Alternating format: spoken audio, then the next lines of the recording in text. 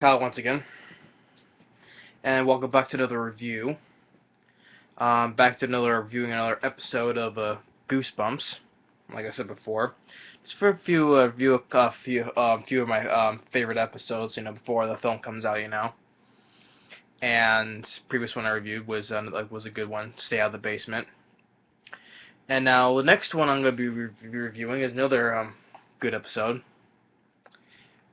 And this one, the first one I hold the book I'm reviewing is Night in Terror Tower. So here's the book,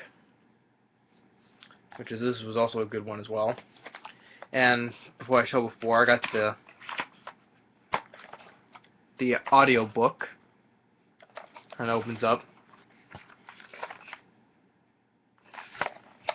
Then I got the DVD, which is split between two, and which this one right here, which I had Stay Out of the Basement, which I already reviewed. So this is one I'm viewing this half, Night in Terror Tower. And then last but not least, I have the old VHS tape.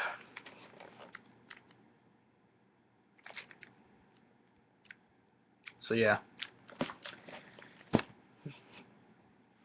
So Night in Terror Tower, I would say it's another good one. I'll just hold up the book for the sake of it for this review. I did the previous review, I just hold the old VHS tape, but that's just because I like how the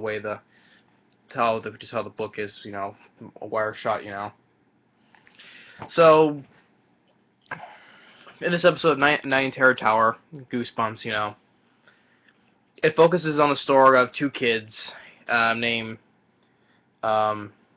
Sue and Eddie.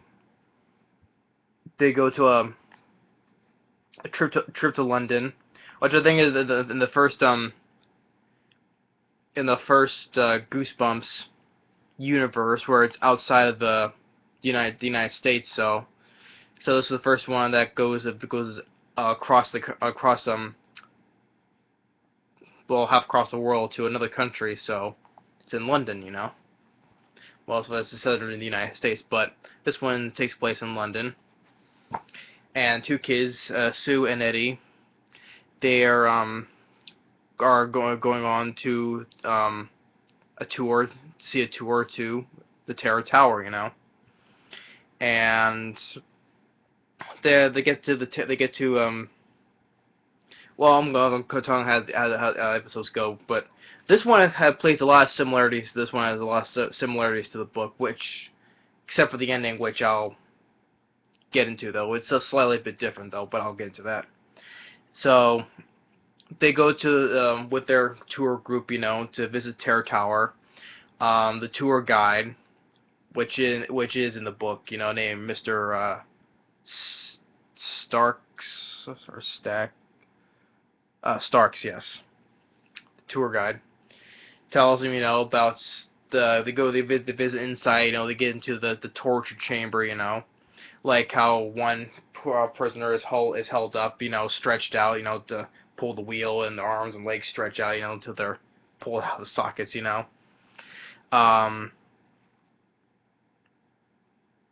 And one thing, first before I get to that, how it opens up. This is says it's also the past is in medieval times, and some guards taking a prisoner, saying, "Don't torture me," Just forgot about that opening scene. And if I remember, this is one quick difference from the book. In this episode, Sue was going to take a picture of Eddie standing next to basically this guy here, or better yet, right here, this guy. It's basically like this on the front, but different look. And then she moves her to the camera, sees that he moved a bit, And when Eddie leaves, and then Sue gets a closer look again, he moves his head again, and then she falls down and swings his axe down on the ground, and so it moved, And the tour guide, Mr. Starks, goes, You must not touch the display, you know. Puts the axe right back where it belongs, you know, into the guy's hands. And as they continue on, Eddie sees a guy, which in the book he's the man the man in black, or the man in the black cape, you know, as it's described in the book, you know, the man in the black cape, you know. He pulls his hat down, you know, and he moves on. Then he sees that lifts his head up, you know, and adjusts his hat, you know. And what I like about this episode is I like the music in this one, where especially when it introduces to which the man in the black cape is the character, the Lord High Executioner, you know. There's that da da da da. Yeah, that tone of the music, you know, as soon as he's adjusting his hat, you know. That kind of a bit of the music I liked, you know. And as they're moving on, they get to the very top of the tower, you know, where this next small cell is, where the tour guide explains there were a prince and there was a young prince and princess that were kept here, you know, and they were going to be executed, you know, which they said that the Lord High Executioner was going to execute them, you know. And then when Sue and Eddie, they go inside this jail cell, they see something written on the wall. It says "Long Live Freedom." And one other thing I forgot to say, before they enter the castle, Eddie looks up on top of the building. You know, he sees a ghostly figure of a man. Says, "Go back, go back," you know. And then when they're in the cell, you know, you see like a ghostly hand write "Long Live Freedom" on the wall. Then the mysterious ghostly figure is back and says, "Go back," you know, and they see like lightning outside the window, you know, and then they turn back. The whole tour group is vanished, you know, and then up comes the man in the black cape, which we all know that is the Lord High Executioner, but in the book, for the most part, until the end, he was called the man in the black cape, though, but we know he's the character of the Lord High Executioner, so, but I always call him that, though. And he goes and comes upstairs and he steps in, you know, that song playing, that piece of music score playing, da da, you know. And the guy, and one of the pauses I liked about it was the Lord High Execution character, you know. I want to get the actor's name because he did a good job playing the Lord High Executioner. Named Robert Collins. He did a good job as the Lord High Executioner, you know. Which when in the new Goosebumps movie, you if you look up a picture of that character in the Goosebumps movie, of course he's different though. He looks more of a more like this character, you know, except he's like has no shirt though, but he wears like the mask and carries a big axe, you know. I could say that's a look for how an executioner will look though, but I prefer this look here in the Goosebumps episode, you know. That looks a lot more like a figure of a Lord High Executioner though, but in the picture, which give me just really quick, I just want to show you this is the book I've got here is for the Goosebumps movie, the Monster Survival Guide, you know. I wanted to get it because it shows images of most of the monsters that's in the movie, you know. I just want to get see what, oh, here he is. This is what the Lord High Executioner would look like in the Goosebumps movie. But if you look at, of course, if you've seen the TV episode, how that character looks, you know, if you can see better. There you go.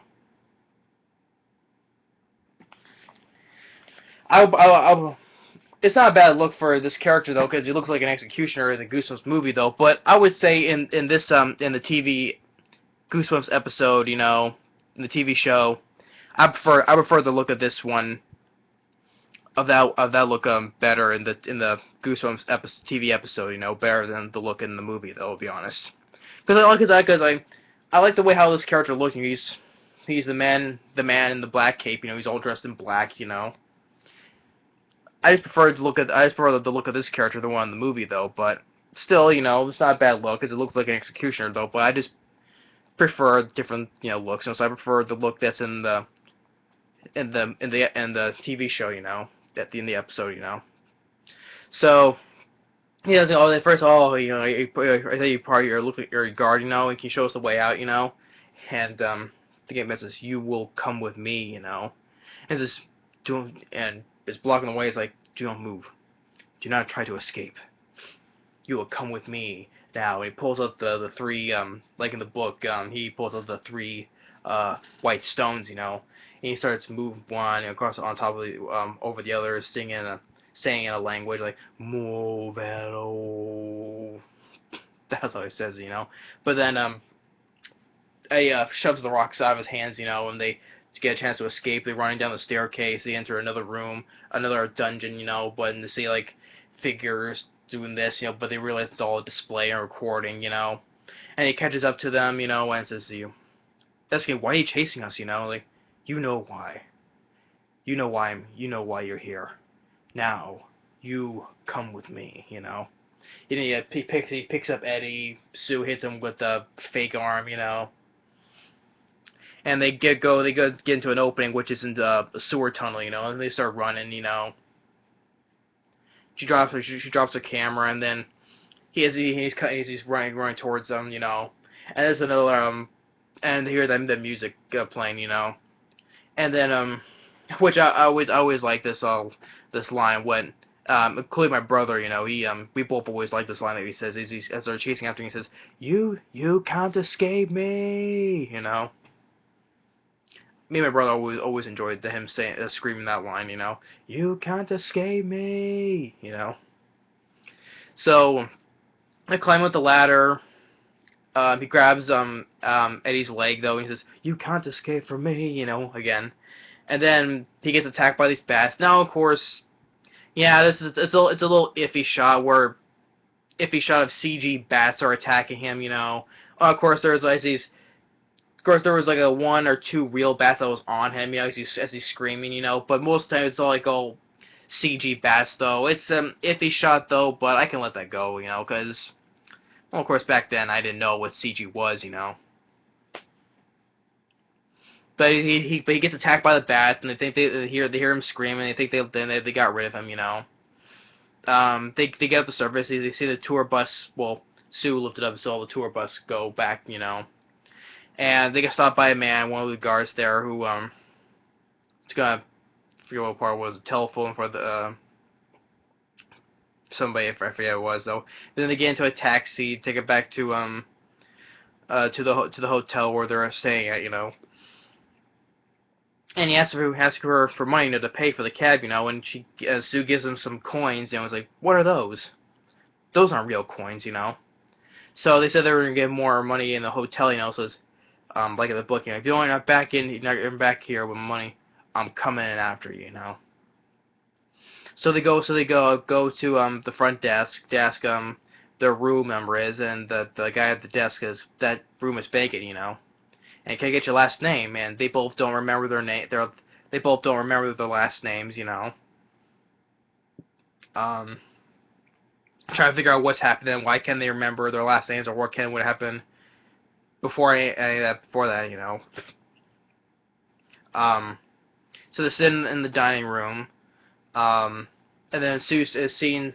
Well, there's a woman that's eating like a dessert, and then all of a sudden she sees like an image of a poor old lady just disgustingly eating like a chicken leg or something like that. And you're like, oh, And then they see the taxi driver come in looking for the kids, and they try to sneak away, and he says, "Stop those kids," And they run off into a back of the kitchen, I think it was, And then the Lord Executioner comes on, shows up, He's looking for the stones that Eddie took from, because he's always he's always like a mad pickpocket, because in the book, he's a pickpocket. He's always stealing things, before they know they took it. He took it, So he says, "Oh, if I gave you the stone, if I gave it back to you, will you let us go?" So he gives him back, and he says, "Now will you let us go?" He says, "Yes, we will go now." "That's not what I said, He starts singing the chant again. starts grabbing, and then all of a sudden there's this flash of light, you know. And then Sue's all alone. She wakes up and sees all these people like just pigging out, just eating all these food like disgustingly, you know, eating like animals, you know. And then realized that she was gone back in time. It's back in like the medieval times, you know. Let's say what they described was like over in the 15th century. I think it was same like medieval times, you know. And I like the way how the way it's set up, how they made it look like how it's medieval times, you know, the way it's shot, you know. How the way it looks like it's medieval times. I like the way how it was how it looked, you know. The Lord Executioner sees Sue. She tries to hide. She tries to use those coins to pay off a woman to try to hide her. But then, like also like in the book, she goes and tells where she's hiding. You know, gets taken prisoner, and the Executioner gives her a coin like as a payoff. You know. So she gets put in the jail with Eddie. You know, and then another man comes in, which is the ghostly figure that they've seen before, which really is his name. His name is Morgred, which he's the king's sorcerer. So, and he explains why they have no memories, how their last name is, or whatever. It explains that they were from this time, that they're the prince and princess. Their real names is Susanna and Edward of York. And they were from here, but they were going to be executed by the Lord High Executioner. So Mordred used the 3 stones that he had before the executioner took them away from him. He sent them into the future with new memories and erased their memories, so they couldn't remember that beforehand. You know, so that explains why they couldn't remember anything. So because he sent them to the future, and now the executioner used those 3 stones and sent himself into the future to get them and bring them back. You know. And because it was a spell that Mordred did, so. And now, as more of the guards come in, they open the gate. And now they're dressed back into like how they're all clothes that were before, you know, and prince and princess outfits with the crown, you know, and now the spell is worn off. They regain their memories. And now they were going to be which the book, his name was Morgred as well, and he was also wearing a purple robe as well, you know. But even though in the book he was like more of an old man, he had like a white beard and such, though here in this episode he's more of a younger guy though. And then also I'd rather mention that their real parents were the king and queen. They're dead, you know. So. And so they're gonna sent down to the dungeon to be executed, you know. So they have to find a way to send them back into the future is to get the 3 stones back, you know. So they get back into the room. Morgan tries to plead with the executioner, tried to let him be sacrificed, not them. So but he has to send them into the future, you know. He's like, please, so allow me to send them into the future. What can they possibly do you harm there? And then the executioner goes, they'll grow up and become strong, find a way to come back and get their revenge. I think not. Bring forth the condemned, you know. Sue or Susanna says, you know, tells Eddie or Edward, you know, to be brave, you know, whatever. And then she starts lunging towards the executioner, you know. So because he's a pickpocket, so he goes and takes the 3 stones away. Gives them to Morgan, and he starts saying the chant, you know, to send them back into the future, and which he does. They get sent back into the future. They wake up in that dungeon where the display of the dummies were, you know. The tour guide, Mr. Starks, come back for him, which of course this is how the ending was a little bit different. Like in the book, they were the prince and the kids. They were just in their cells. They never went to no dungeon to be executed. They were just in their cells. And Morgan was not in the jail still with them. He was just he explained everything and just left. You know, he said we wish he could help, but he just left. And then Eddie got the stones, and he used the chant to send back into the future along with Morgred. But here it's them. That's how it originally was in the book, though. But they made it slightly different here in the TV episode, which I'm fine with. It didn't bother me. But anyway, so and also as it will, and also in the book when they get sent back in the future, it's a female tour guide giving another tour group at how the different ending was of how they came to be. But instead the old guy, Mr. Starks, comes back. And then Mr. Morgan comes in, with his Mr. Morgan, as acting as their guardians, as their guardian. So as they head back out to the bus, they ask the tour guy what happened. At the end, he's like, well, when the king went down to the dungeon, they mysteriously vanished. What happened to them is still a mystery to this day. And they all smile because they know exactly what happened, So, about the end of the bus, Morgred reaches into the pocket. He has 2 of the stones, and he says, Edward, are you up to your old tricks again? Hey, don't look at me, And then it shows the executioner standing out in front of the castle, holding 1 stone as he looks on, Because before, just as soon as Morgred said the chant, he reaches out for them. So I guess he got sent to the future as well, but now I guess he's stuck there because he only has 1 of the 3 stones, So as he sees it as them drive off in the bus, he stands there holding one of the white stones, just looks on, And of course, also before in this episode, it shows himself, R.L. Stein, before the episode starts and before it ends, So I enjoy the A Night in Terror Tower. It's one of my another one of my favorite episodes. This was also a real good one as well. The actors they're Kathryn Shore, who played Sue, which really enough she also played Sabrina in also the TV episode The Haunted Mask 1 and 2. So she played Carly's best friend Sabrina in The Haunted Mask 1 and 2, and she also played Sue here in this one. Eddie, Corey Sevier, I pronounce his last name, he was good. And Deigo Matamoros, who played Morgred, he was good as well. And of course, Robert Collins as the Lord High Executioner, he did a really good job as well. That's what in the TV show, Goosebumps. One of my favorite characters or villains is, I would say, one of them I would put is the Lord High Executioner.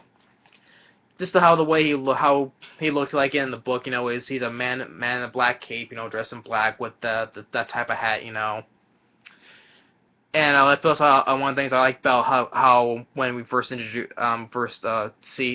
him, that piece of music, can't do it now, but I like that part of the piece of the music, and of course, me and my brother always enjoyed him yelling as he's running the tunnel, "You can't escape me!"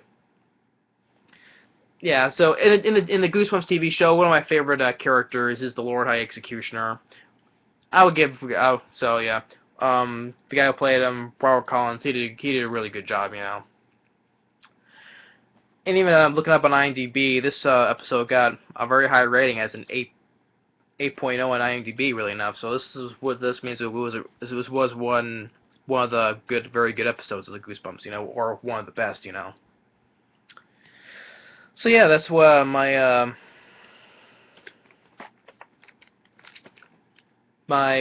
episode review of the episode of Goosebumps TV show, A Night in Terror Tower.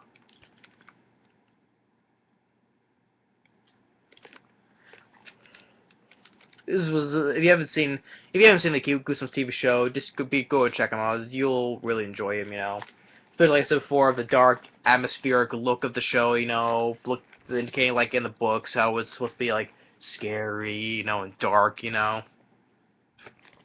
But one of the good ones, like I said before, you should check out is like Stay Out of the Basement, which I reviewed, and this one here, A Night in Terror Tower, and a couple of other ones which I'll review, which are also pretty good ones as well.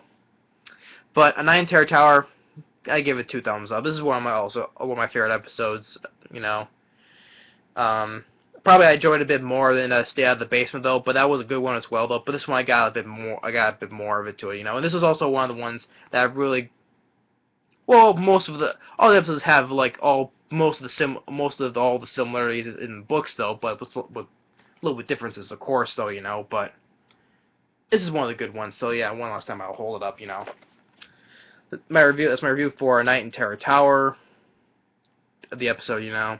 Thanks for watching, and stay tuned on the next review or another Goosebumps episode, you know. Later.